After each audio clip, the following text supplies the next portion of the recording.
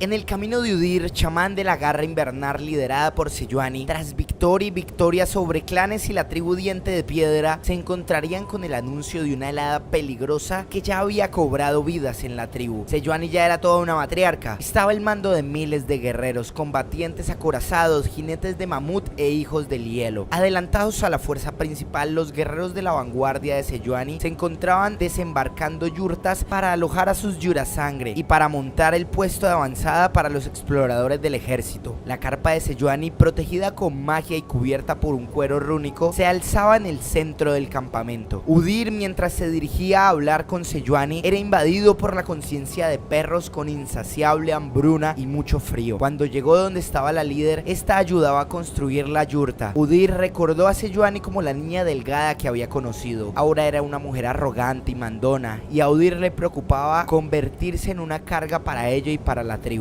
Udir intentaba convencer a Sejuani de no tomar la ruta hacia el río que llevaban, aconsejándola partir hacia la tribu Barking. La única forma que tenía Udir para volver en sí era enterrarse una pequeña punta de plata que escondía en su bolsillo. De esta forma Udir se infligía dolor, pero retomaba con claridad sus pensamientos. Sin embargo, los planes de Udir no eran los mismos que los de Sejuani. Si no capturamos esa ciudad al otro lado del río, nos congelaremos, dijo la líder al chamán. La mayoría de los colmillos largos dejan de comer para alimentar a sus niños. Ayer ayudé a Orgai a enterrar a su hija. Los labios de Sejuani, morados por el frío, se apretaron amargamente. No seré responsable por otro niño extenuado que no pueda sobrevivir con este frío, concluyó Sejuani. Udir aconsejó atacar de inmediato, señalando sus hachas y músculos como sus más grandes ventajas para la batalla. Sin embargo, ese no era el plan de Sejuani. Ella sabía que necesitaban a los ursinos para poder cruzar el río y tomar la ciudad, pero ella sabía que para Udir esto no era una solución. Por el contrario, él tenía miedo de ellos. Ash se vuelve más fuerte cada día, dijo Udir. Con cada luna los avarosanos absorben tribus enteras, se refirió. ¿Dices que quieres fortalecer a la Garra Invernal? Si trabajamos con los ursinos,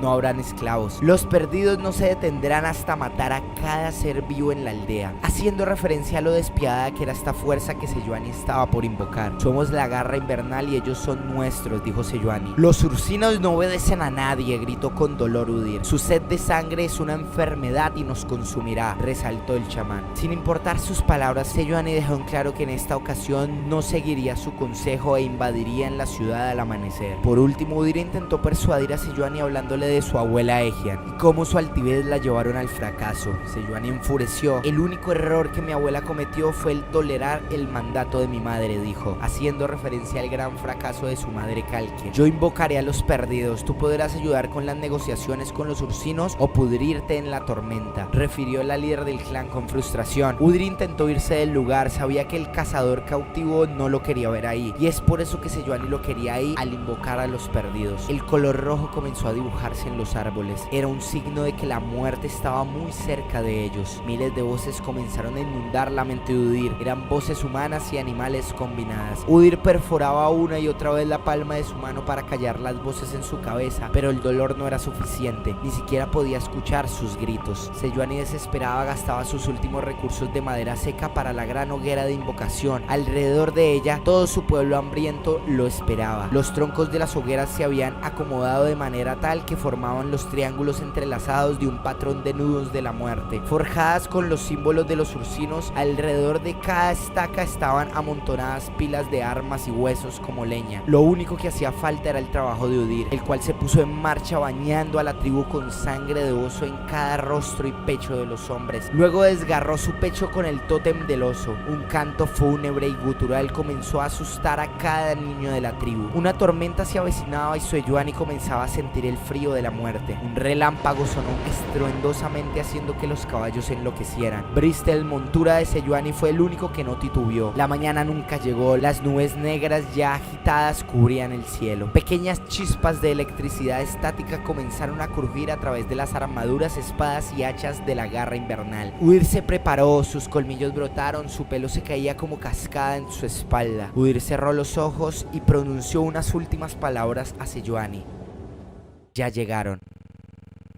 El silencio cubrió todo el lugar. Los primeros ursinos emergieron de los árboles del bosque negro sin hacer ni un solo ruido, salvajes, con manchas de sangre coagulada sobre su piel. Sus cabellos estaban apelmazados por la mugre. Algunos estaban desnudos, otros vestían pieles de oso o los restos putrefactos de lo que alguna vez fueron prendas. Después vinieron los monstruos. Eran amalgamas extrañas de osos y otras criaturas, elementos extraídos de leyendas, sueños y mitos. Todos ellos también habían sido hombres en algún momento, pero ahora, después de haber sido tan consumidos por el verdadero espíritu, habían traspasado la barrera que marca cómo se ve un animal normal. Los ursinos se alinearon en una brusca línea frente al ejército de Sejuani. No hacían gesto alguno, tampoco hablaban. De repente llegó un personaje diciendo: yo soy ursino y traigo la palabra de Bolívar. Era el cazador cautivo. Udyr lo conocía, era Nayak, o al menos lo que alguna vez fue él, su primer alumno. Solicito la fuerza de los ursinos, profirió Sejuani. Cazador cautivo, les pido que peleen junto con mi hueste. No puedo hablar por él, no soy más que su instrumento, le interrumpió el cazador cautivo. Nuestro señor camina con nosotros. Udyr sintió su poder antes de que aparecieran. Las voces de su mente, los espíritus de los hombres que estaban a su alrededor, que lo habían asolado incesantemente, desaparecieron. Había llegado Bolívar.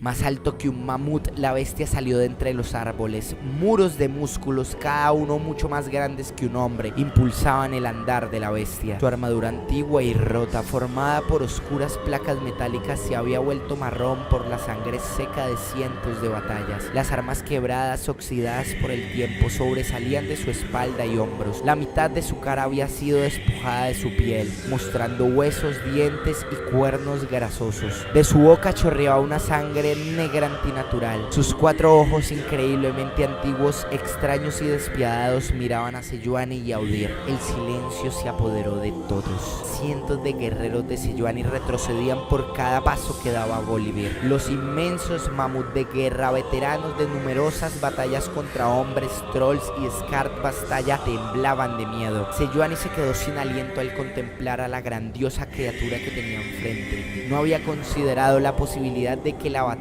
del espíritu del oso respondiera a su llamado personalmente. ¿Qué batalla es lo suficientemente digna para que nosotros participemos en ella, niña guerrera? Pronunció una voz imponente y profunda. Quemaré las granjas sureñas, cazaré a sus hijos por placer, arrasaré con sus muros de piedra y con sus casas, para que nada pueda levantarse en nuestra contra, respondió Sejuani. Udyr clavó la punta plateada en su mano.